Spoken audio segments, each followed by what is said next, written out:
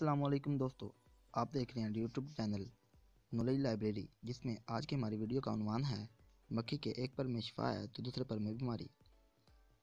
دوستو، ہم حضرت محمد صلی اللہ علیہ وسلم کی حدیث کے ذریعے اور سائنسی معلومات کے ذریعے اس کو ثابت کریں گے کہ مکھی کے ایک پر میں شفا ہے تو دوسرے پر میں بیماری۔ دوستو، بنا کسی دیری کے ہماری آج کی ویڈیو کا آغاز ہوا جاتا ہے۔ دوستو، حضرت ابو ہریرہ رضی اللہ تعالیٰ عنہ سے روایت ہے کہ نبی اکرم صلی اللہ علیہ وآلہ وسلم نے فرمایا، اگر تم میں سے کسی کے مشروب میں مکھی گر پڑے تو اسے چاہیے کہ اس کو مشروب میں ڈبکی دے، پھر اسے نکال پھینکے، کیونکہ اس کے ایک پر میں بیماری ہے تو دوسرے پر میں شفا۔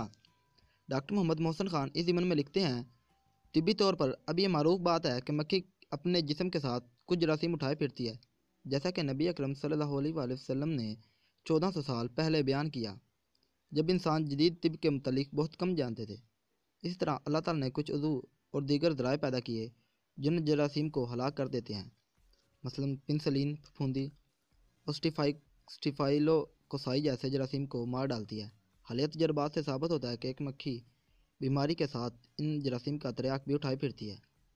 عام طور پر جب مکھی کسی مائع غذا کو چھوتی ہے تو اپنے جراثیم سے آلودہ کر دیتی ہے، لہذا اسے مائع میں ڈبکی دینی چاہیے تاکہ وہ ان جراثیم کا تریاک بھی اس میں شامل کر۔ دوستو، مائکروبالوجسٹ نے ثابت کیا کہ مکھی کے پیٹ میں خامراتی خلیات یعنی یسٹ سیلز پیراسائٹس کے طور پر رہتے ہیں۔ یہ خامراتی خلیات اپنی تعداد بڑھانے کے لیے مکھی کے تنفس کی نالیوں میں گھسے ہوتے ہیں۔ جب مکھی مائع میں ڈبوئی جائے تو وہ خلیات نکل کر مائع میں شامل ہو جاتے ہیں۔ ان خلیات کا مواد جراثیم کا تریاک بھی ہوتا ہے جنہیں مکھی اٹھائے پھرتی ہے۔ اس سلسلے میں طب نبوی کے انگریزی ترجمہ طبع دارالاسلام ریاض میں لکھا ہے، نبی اکرم نے حکم دیا کہ مکھی خوراک میں گر پڑے تو اسے اس میں ڈبو دیا جائے، اس طرح مکھی مر جائے گی، بالخصوص اگر غذا گرم ہو۔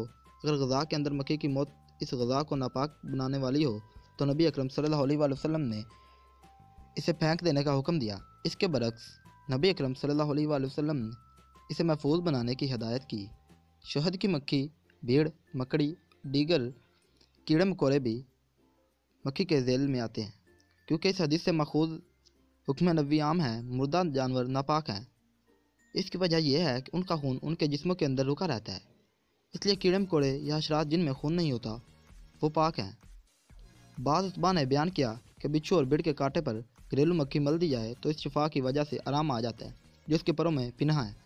اگر گھریلو مکھی کا سر الگ کر کے جسم کو آنکھ کے پھپھوٹے کے اندر رونما ہونے والی پھنسی پر ملا جائے تو انشاءاللہ تعالی آرام آ جائے گا۔ دوستو، آج کی ہماری ویڈیو ختم ہوئی۔ آپ ہمیں کمنٹ باکس میں مطلع کیجیے گا کہ آپ کو آج کی ہماری ویڈیو کیسی لگی۔